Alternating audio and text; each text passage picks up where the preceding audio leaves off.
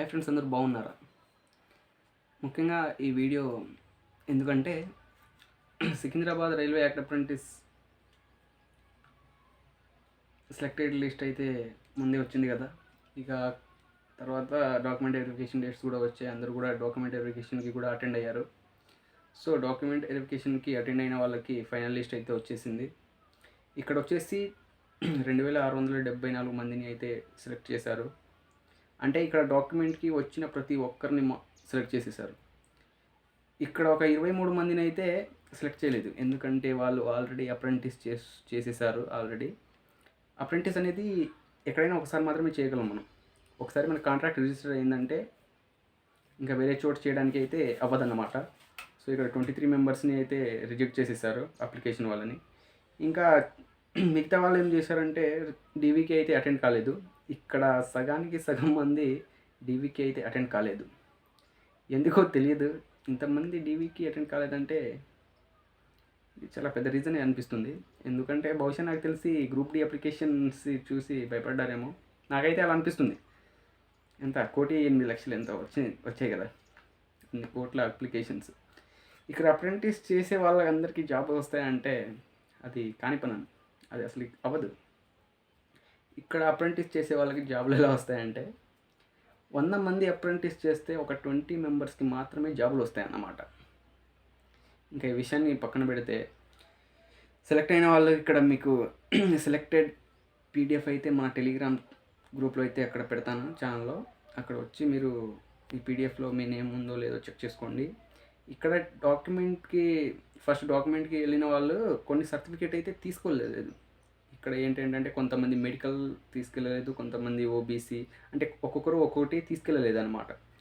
ఇప్పుడు ఈ డాక్యుమెంట్ వెరిఫికేషన్లో అయితే వాటిని పక్కాగా తీసుకెళ్ళాలి అనేసి అక్కడ మెన్షన్ అయితే చేశారు. మీరు ఏదైతే ఫస్ట్ డాక్యుమెంట్ వెరిఫికేషన్లో అయితే తీసుకెళ్ళలేదో ఈ డాక్యుమెంట్ వెరిఫికేషన్లో ఖచ్చితంగా తీసుకెళ్ళాలి. అలాగే ఇప్పుడు మీకు మీ మెయిల్స్కి అనేది ఒక లెటర్ లాంటిది వస్తుందన్నమాట. లెటర్లో క్లియర్ కట్గా మీరు ఎక్కడ వర్క్ చేయాలి, అప్రెంటిస్షిప్ వర్క్, అలాగే మీకు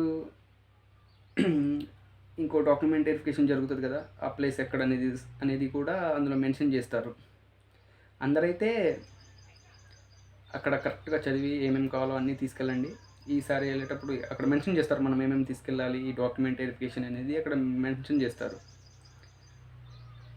ఇంకా మనం తర్వాత మాట్లాడుకుందాం అప్రెంటిస్ చేసే వాళ్ళందరికీ జాబ్లు వస్తాయా అనేది. ఇంకా మనం వీడియోస్ అయితే డైలీ చేయట్లేదు, ఎందుకంటే మనకు టైమింగ్ సెట్ అవ్వట్లేదు, వేరే వర్క్ అవుతుంది. ఇంకా చాలామంది బ్రో మీ ఇన్స్టా ఐడి అయితే చెప్పండి, మీతో పర్సనల్గా మాట్లాడాలి అని అంటున్నారు. సో డిస్క్రిప్షన్లో అయితే నేను నా ఇన్స్టాగ్రామ్ ఐడి అయితే అక్కడ పెడతాను. అక్కడ వచ్చి నాకు మెసేజ్ చేయండి.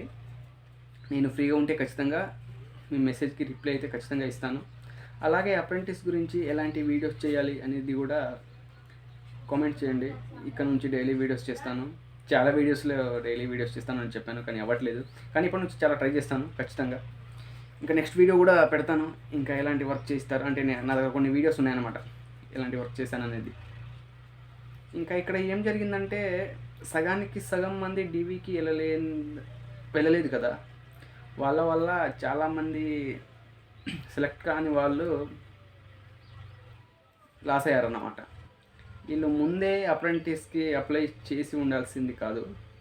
వీళ్ళు అప్లై చేయడం వల్ల, వీళ్ళు సెలెక్ట్ అవ్వడం వల్ల వాళ్ళకి ఛాన్స్ రాకుండా పోయింది. వీళ్ళు సెలెక్ట్ అయినా కానీ డీవీకి అయితే అటెండ్ అవ్వలేదు. వీళ్ళు ఇంతమంది ఎందుకు డీవీకి అటెండ్ కాలేదు అయితే ఎవరికి అర్థం కావట్లేదు. ఇది సెలెక్ట్ కాని వాళ్ళు చాలా లాస్ అయిపోయారు. దాదాపుగా 2,300 మంది డీవీకి అటెండ్ కాలేదంటే ఇది చాలా పెద్ద విషయం.